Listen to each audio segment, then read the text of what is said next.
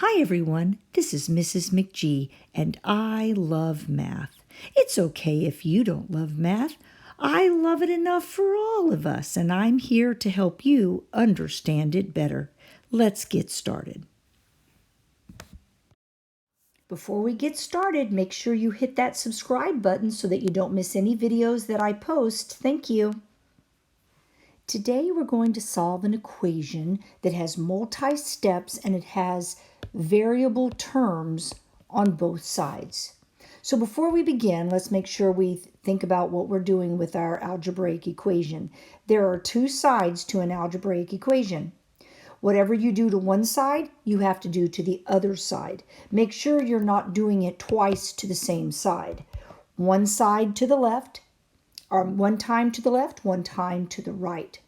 Our goal is to get the x by itself. But there's a couple things we have to do before that. I like to think of it as unwrapping a gift. And you're unwrapping and unwrapping until you finally get to the gift inside. So the first thing I want to do is to get the variable terms on the same side. And since we end up with x equals, I'm going to go ahead and get all of my x terms to the left. That means that I need to get rid of the 2x.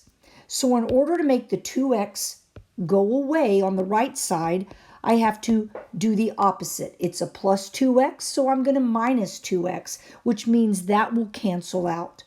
But because I did a minus 2x to the right side, I have to do a minus 2x to the left side. 4x minus 2x is 2x. Do not forget that you have the 8 there. Take the sign with it and take this with you as well. It's a minus 24, so it's a negative 24. Minus and negative are the same thing. I still need to get the 2x by itself, so there's a plus 8. If I minus 8, that will cancel out the plus 8, but I have to do that to both sides. That gives me a 2x equals a negative 32. Now I want 1x, not 2x. 2 is being multiplied to x, so I'm going to undo that by division. Instead of multiplying by 2, I'm going to divide by 2. That gives me 2 divided by 2 is 1x. I don't need to put the 1. I can just write 1x. But I must divide by 2 to both sides. I always multiply and divide negative and positive numbers in 2 steps. Negative divided by positive is negative. 32 divided by 2 is 16. X equals 16. Whenever you do an algebraic equation, the really wonderful thing is that you can plug back in this answer into the original x variable and make sure that it's true.